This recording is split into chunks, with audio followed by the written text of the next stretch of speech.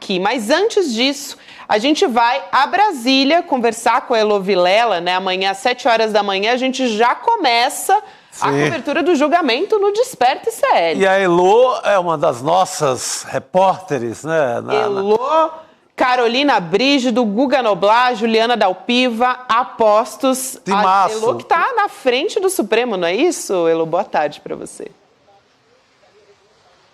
Boa tarde, Gabi. Boa tarde, Chico. Pois é, estou aqui na frente do Supremo já nessa véspera com muita expectativa porque vai acontecer amanhã. Todo mundo de olho querendo saber e ouvir, principalmente ouvir o que dirão não só o ministro Alexandre de Moraes, que vai fazer um resumo, né, do relatório dele, mas também o Paulo Gonet, que vai ter 30 minutos aí para apresentar a acusação. Agora, acho que o mais curioso de tudo isso, gente, serão as defesas, né? O que os advogados vão dizer para tentar livrar a pele dessa gente que tentou dar um golpe de Estado no nosso país. Então, a gente vai ficar de olho porque acho que vai ter muita coisa interessante. Inclusive, acho que vai ter gente aí que na hora de se defender vai acabar jogando a culpa para os outros. Eu tô curiosa, Elô, Chico, para o esquema de segurança no Supremo para esse julgamento que começa amanhã, porque os ministros, a gente trouxe aqui na nossa cobertura, têm recebido ameaças. A gente teve também aquele homem, né, que se explodiu na frente do Supremo, e antes vieram as ameaças também. Então a gente vai ter as sessões da primeira turma também sendo retransmitidas nos nossos canais aqui ao vivo, todo mundo mobilizado para a gente trazer essa cobertura. Elô, vamos trazer um pouquinho de quem são julgados, né, a partir de amanhã pela primeira turma do Supremo Tribunal Federal, começando pelo principal, Jair Bolsonaro. Então a gente vai colocar aqui na tela o chefe, a gente está trazendo aqui, né, como chefe da trama, o ex-presidente Jair Bolsonaro, que promoveu ataques ao sistema eleitoral, trazendo aqui alguns tópicos, né, porque são mais até do que esses. Atuou na edição da versão final do decreto golpista, isso apareceu no relatório da Polícia Federal, pressionou militares a aderirem ao golpe, interferiu no relatório das Forças Armadas sobre urnas eletrônicas e tinha conhecimento de plano para assassinar as autoridades. Quando a gente está falando aqui das autoridades, a gente está falando do presidente Lula, do ministro Alexandre de Moraes e também do vice Geraldo Alckmin, Chico. Tudo girava em torno desse personagem, Jair Bolsonaro.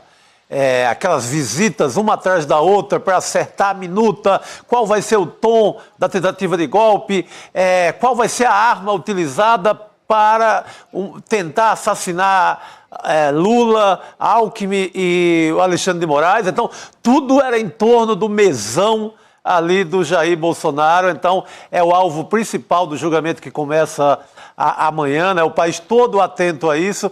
E quanto à segurança, acho que todo cuidado é pouco. Essa gente já tentou explodir um aeroporto na véspera do Natal, já sempre com muitas bombas, com arsenal ali impensável em matéria de possibilidade de causar estragos, mortes em Brasília. Não se deve poupar nada em matéria de segurança. A gente vê que o clima nas redes sociais, que é o grande lugar dessas operações, é onde começam essas operações deles, está muito quente. Aqueles robôs e aquelas operações que eles faziam há tempos atrás, voltaram com tudo nas redes sociais. Então, todo cuidado é pouco com essa gente. Elô, se fosse um PowerPoint, todas as flechas estariam apontadas para o centro, né? Jair Bolsonaro. Com certeza, Gabi, mas sem a menor dúvida. Agora, isso também não diminui a responsabilidade de vários outros atores que atuaram tanto quanto ele, né? E que planejaram, por exemplo, a gente não pode se esquecer da agenda do general Augusto Heleno, que tinha lá a trama toda e ele orientava como deveria ser a atuação desses golpistas para desestabilizar o país, mas principalmente desacreditar as urnas, desacreditar o processo eleitoral. Então, todos eles têm, cada um, sua parcela de culpa. Agora, o grande, eu não sei nem se a gente pode dizer que ele é o único grande culpado dessa história, porque eu acho que Heleno e Braga Neto não ficam atrás na corresponsabilidade por tudo que aconteceu. Elô, é importante você ter ressaltado, porque a gente tem aqui as imagens, né? Você citou, por exemplo, o Augusto Heleno. Eu vou pedir para a nossa produção colocar aqui na tela a imagem do núcleo do golpe, que é justamente, são esses primeiros julgados pelo Supremo Tribunal Federal. Então, o Augusto Heleno, né, general da reserva, ex-ministro do GSI, também acusado de ser o autor intelectual dos ataques ao sistema eleitoral. Tem o Paulo Sérgio Nogueira, general da reserva, ex-ministro da Defesa, acusado de participar daquela reunião que foi definido qual seria o discurso ou os discursos contra as urnas eletrônicas. O Walter Braga Neto, também um personagem chave nessa história. Importantíssimo. Hoje completa 100 dias de prisão do general Braga Neto. Simbólico também. É, um dia importante. Que você traz. Ele que também é ex-ministro da Defesa, da Casa Civil, acusado de amplificar ataques ao sistema eleitoral. Claro que tudo isso é um resumo, né? Mas a gente já trouxe aqui diversos aspectos que atrelam e muito esses acusados. O Mauro Cid, que fez a delação, né? Que era o ajudante de ordens da presidência de Bolsonaro, tenente-coronel do Exército, acusado de ser um interlocutor entre o Bolsonaro justamente e também os golpistas, como esses que a gente está citando agora, né? E a gente tem mais personagens aqui para trazer todos para a gente poder aqui avaliar. O Alexandre Ramagem, que circula pelo Congresso Nacional, né, deputado federal, ex-diretor-geral da ABIN, acusado de prestar auxílio direto ao Bolsonaro na deflagração do golpe. A gente tem o Almir Garnier dos Santos, ex-comandante da Marinha, acusado de aderir ao plano golpista em reunião com chefes das Forças Armadas, aquela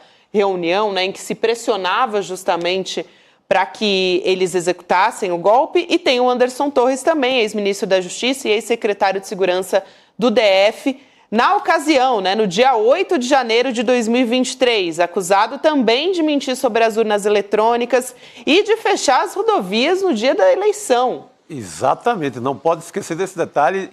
O plano era deixar sem votar, sem exercer o direito mais sagrado, que é o do voto, uma parcela considerável de eleitores do Nordeste que, sem esse voto, poderiam dar o resultado favorável ao Bolsonaro. Então não é um plano ali qualquer, não é, vamos jogar uma bombinha, não, é tirar a eleição do Lula. Elô. Com certeza. E eu acho, gente, que a gente vai perceber aqui durante a sustentação oral dos advogados de defesa coisas muito curiosas, como eu estava dizendo, por exemplo, né? Vai ter defesa que como a melhor forma de se defender vai ser jogar a culpa para os outros.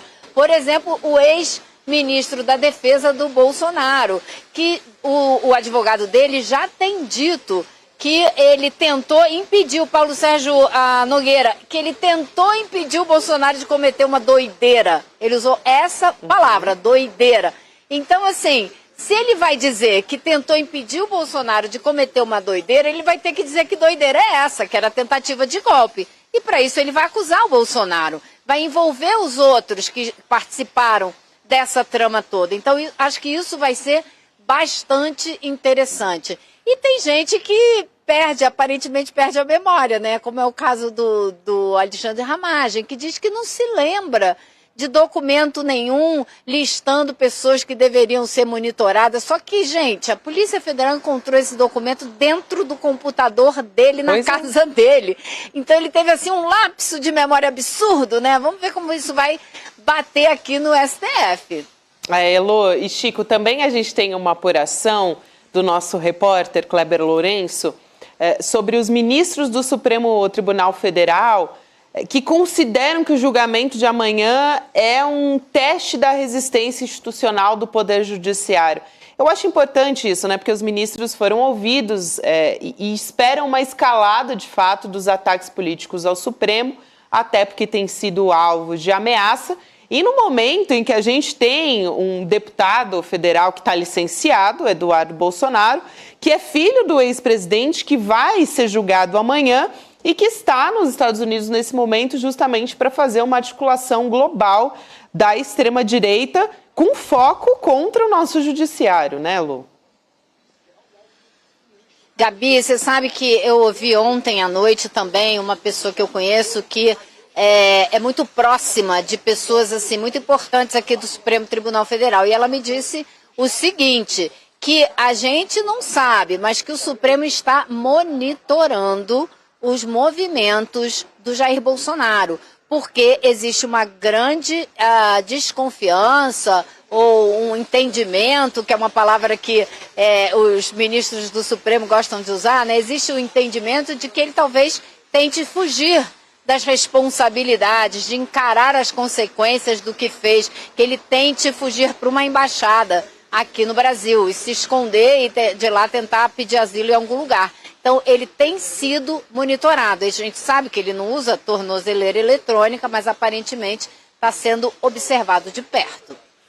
Esse cuidado é importantíssimo, né? Porque depois fica aí o país dizendo, bobearam e o cara fugiu. Então é dever mesmo do Supremo ficar de olho. Por quê? Porque Bolsonaro, em outras oportunidades, ele já dormiu em embaixada durante um carnaval, ele está sem passaporte, mas ele tem RG e ele pode circular na América Latina, na América do Sul, aqui no Mercosul. Então, todo cuidado é pouco. Essa ida do Eduardo Bolsonaro para os Estados Unidos também é preocupante eu creio que ficar ligado no suposto ataque das redes sociais, das Big Techs, de armar uma grande conspiração para amanhã, quando começa o julgamento. O Brasil tem se tornado um ponto no mapa mundial de resistência a esse tipo de ataque de Big Tech. O Alexandre de Moraes resistiu naquela peleja com o Elon Musk. Então, o Brasil é o único país que, ao contrário dos Estados Unidos, puniu os invasores e quebradores e agitadores do 8 de janeiro, ao contrário dos Estados Unidos, da Casa Branca. Então, o Brasil é alvo número 1 de possibilidade de ataques, inclusive de fora. Então, é um dia especial também para ficar de olho nisso tudo, Elô. E olha, eu acrescentaria aí duas coisas. Você veja que, por exemplo, nos Estados Unidos, o Trump não chegou sequer a ser indiciado por tentativa de golpe. E lá eles se limitaram a tratar toda aquela invasão do Capitólio como algo que aconteceu só naquele dia, que não houve um processo anterior. Acontece que o Trump dizia que a eleição era roubada desde sempre, né? Se ele perdesse, só poderia perder se a eleição fosse roubada. Então, era um processo também. E essa diferença é muito importante, porque aqui no Brasil não se cometeu esse erro. A justiça aqui mostrou que houve um processo de alguns anos de preparação desse golpe, convencendo a população primeiro que o voto, se não for impresso, não é confiável, então desacreditando todo o nosso processo eleitoral. Bolsonaro dizendo que ele não tinha como perder, nunca admitiu que tinha perdido, sempre dizendo que a eleição foi roubada, mas atacando o STF, já quando era candidato a presidente, desde 2018. E não é à toa que desde lá o Supremo vem investindo mais na segurança, não só dos seus ministros, como da instituição.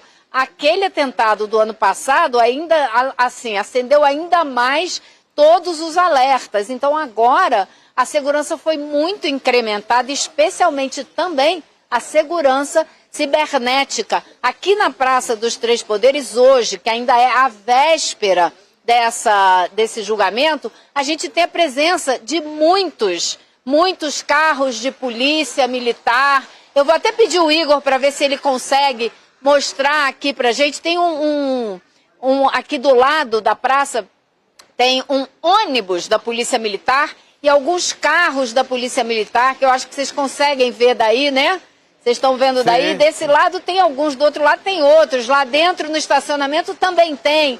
Então, assim, imagina amanhã. Eu acho que amanhã vai ser ainda mais intensa esse policiamento, né, do que está sendo hoje. E para entrar ali no Supremo também vai ser bastante complicado. Já tem lista, a gente já está com a lista na porta, mas até quem tem uma credencial para trabalhar todo dia no Supremo teve que tirar uma credencial extra para participar da cobertura amanhã e depois. Então, assim, muitos cuidados sendo tomados. Eu conversei com gente que trabalha no Supremo, que trabalha na portaria do Supremo, falando, não, a gente tem que se cuidar, porque depois do que aconteceu em novembro, a gente não sabe se vai aparecer mais uma pessoa tentando fazer algum tipo de ataque. Teve um outro homem que foi preso, né, depois daquele atentado. E no último dia 4 de março, o Supremo sofreu um ataque cibernético fortíssimo. Então, sim, tem muita coisa acontecendo no bastidor, né, que a gente nem sempre vê, mas que é importante tomar esse cuidado, né? É verdade, essa história dos ataques cibernéticos, a Carolina Brígido trouxe aqui também, semana passada, conversou com a gente, e tem vários pontos importantes, para além da segurança, que a Elô ressaltou, e você também, Chico, sobre como o Brasil, na verdade, ali na figura do Eduardo Bolsonaro, mas a extrema-direita está tentando se articular para seguir os passos dos Estados Unidos, né? Quando a gente fala, por exemplo, da anistia aos golpistas, a extrema-direita no Brasil também quer que isso aconteça aqui por meio do Congresso Nacional. Da mesma maneira, aliados ali da extrema-direita e do Bolsonaro já sugeriram para o Eduardo que o pai dele, né, o ex-presidente Bolsonaro, se esconda na Embaixada dos Estados Unidos em Brasília. Isso, apuração do Jamil Chad. E vou além, né, até para além da embaixada, para que ele peça asilo político. Ninguém descarta essa possibilidade para o próprio Donald Trump, né, Chico? Não, porque é uma estratégia de defesa deles anunciar para o mundo inteiro que está sendo vítima da ditadura. Então, cabe perfeitamente uma ida à embaixada, que no plano concreto é uma fuga, mas travestido dessa ideia de que é uma defesa e de que ele é a maior vítima da ditadura cruel do Alexandre de Moraes no Brasil. Então, não é descartado isso. Aliás, eu acho a possibilidade mais fácil de acontecer. Por isso que a única, parece, né? Nesse momento. Porque, imagina, o filho já está lá, consegue legalmente essa espécie de asilo aí, forçado, claro, porque ele sabe que não tem ditadura nenhuma aqui no Brasil. O Supremo está julgando isso ali com todo o cuidado do mundo. O Procurador-Geral da República tem que dar o ok para ser julgado, tem que aceitar a denúncia. A denúncia amanhã é aceita ou não. Então, tem sido feito tudo dentro do rigor da lei, mas eles só se amparam nessa desculpa, que é uma ditadura. Então, essa ideia de que é uma ditadura cai perfeito para uma fuga. Ah, não submeti ao julgamento no Brasil porque lá tem uma ditadura. Aí se sai, né? Se sai de bonzão e tal, dá um pé na bunda a todos esses bestas que vão para a frente do Supremo morrer ou ir para a cadeia em nome dessa causa maluca e vai-se embora, vai viver. Aliás, que é uma família que está com muito dinheiro. É uma família que fez muitos negócios durante os 4 anos de governo. Essa família está milionária. Então, vai viver no bem bom lá fora e deixar os bestas aí na papuda. Olha, Chico, e hoje quando eu cheguei aqui, tinha uma senhora mais idosa e um casal mais jovem, eles estavam todos juntos. E ela veio falar comigo, perguntar o que eu estava fazendo aqui, que matéria eu ia fazer. E quando eu falei que eu estava cobrindo o julgamento, que começa amanhã, por causa da tentativa de golpe, ela falou, a gente precisava dar um golpe nesses caras aí, apontando para o STF. E aí ela me disse que conhece 3 pessoas que estão presas. E disse para mim, ainda com muita veemência e com muita certeza, Bolsonaro não vai ser preso nunca. E foi-se embora. Ou seja, essas pessoas estão por aí, eu acho que ainda tem muitas delas que não mudaram de ideia, que ainda não caiu a ficha. Eu acho que esse julgamento vai ajudar muita gente a entender melhor o que aconteceu. Vai ser muito importante o fato de que ele será transmitido ao vivo para o Brasil inteiro assistir. Quem tiver interesse em saber o que aconteceu, basta acompanhar. Aqui a gente vai mostrar tudinho, tintim por tintim, porque isso é educativo. A gente precisa ver e todo mundo no Brasil precisa entender o que aconteceu. Sem dúvida, eu acho que vale a pena reforçar aqui que a Elô, a gente já começou essa cobertura hoje, mas a Elô amanhã vai estar lá, a Carolina Brígido também, Guga Noblar, Juliana Dalpiva, trazendo a cobertura desde o primeiro sinal do dia ali do ICL, com o Desperta, e ao longo do dia a gente vai trazendo todas essas informações, vai transmitir também o julgamento. Então, a gente vai estar aqui a postos com a nossa equipe o dia todo. Elô, eu queria também trazer aqui o julgamento, né, a respeito do caso da Carla Zambelli, né? A gente teve o ministro Cássio Nunes Marques hoje suspendendo o julgamento que dispute se a deputada Carla Zambelli vai ser condenada ou não pelos crimes de porte irregular de arma e constrangimento ilegal também, para quem não se lembra, óbvio, todo mundo se lembra, né? A gente está vendo as imagens agora da perseguição da Carla Zambelli ao jornalista Luan Araújo, que aconteceu em São Paulo em outubro de 2022, na véspera da eleição presidencial. Depois do pedido de vista do Nunes Marques, o Cristiano Zanin adiantou o voto dele e o placar agora é o seguinte: 5-0 para condenar a Carla Zambelli a 5 anos e 3 meses de prisão. É disso que a gente está falando. Então, votaram pela prisão o Gilmar Mendes, que é o relator do caso, que ele está pedindo também a perda do mandato da Zambelli, a ministra Carmen Lúcia, o ministro Alexandre de Moraes, Flávio Dino e Cristiano Zanin nessa história. Então, o Nunes Marques tem até 90 dias para anunciar o voto dele. E aqui, só para não deixar de dar aqui o lado da defesa da Zambelli, os advogados dela estão dizendo que vem com esperança o pedido do Nunes Marques. Elô, eu queria te ouvir sobre isso, né? Porque a gente está tendo essa decisão, está trazendo essa notícia na véspera do julgamento do Bolsonaro e também dos demais acusados por golpe. É uma vitória de alguma forma? É alguma sinalização? Dá algum tipo de respiro ou não? Eu não acredito, não. Sabe por quê, Gabi? Falta só um voto para formar a maioria e ela ser condenada e perder o mandato. Ser condenada a 5 anos e 3 meses, como você disse, e perder o mandato. Então, assim, acho que essa nota que foi divulgada pelo advogado dela é uma esperança vã, porque não vejo como ela vai se livrar dessa condenação agora que já tem 5-0, né? Só vai adiar o processo em até no máximo 90 dias, mas ele será retomado em 3 meses, 2, 1 mês, vai ser retomado e ela será condenada. Não vejo como isso possa ser qualificado como uma vitória, um respiro, uma esperança. Não consigo compreender dessa maneira. Acho que os dias dela como deputada estão contados. Eu concordo, viu, Chico? E não teve só esse julgamento paralisado, e também a gente tem que entender isso, né? Que a gente está, acho que, no julgamento mais importante da nossa história acontecendo, então esses outros em paralelo sendo adiados, mas não vão deixar de acontecer. O ministro Luiz Fux também pediu vista naquele processo contra a Débora Rodrigues dos Santos. Aliás, os bolsonaristas estão fazendo um carnaval nas redes sociais. Estão usando ela como símbolo, né? Como símbolo. Da ditadura. Ela é aquela cabeleireira que pichou ali, né? Perdeu o mané na Estátua da Justiça no 8 de E que janeiro. era uma das mais aguerridas militantes desse golpe, dessa tentativa de golpe.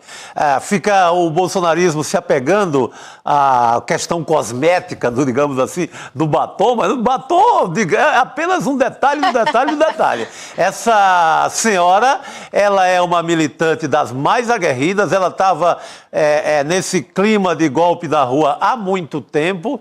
Ela foi ali na massa autora dessa tentativa de golpe, estava no cenário da quebradeira e, por acaso, ainda escreveu o Perdeu o Mané, mas que é só um detalhe, mas espertamente a defesa dos bolsonaristas tem se apegado ali para dizer 14 anos é demais, etc. Gente, é difícil encontrar alguém que tenha mais militado pelo golpe do que essa senhora.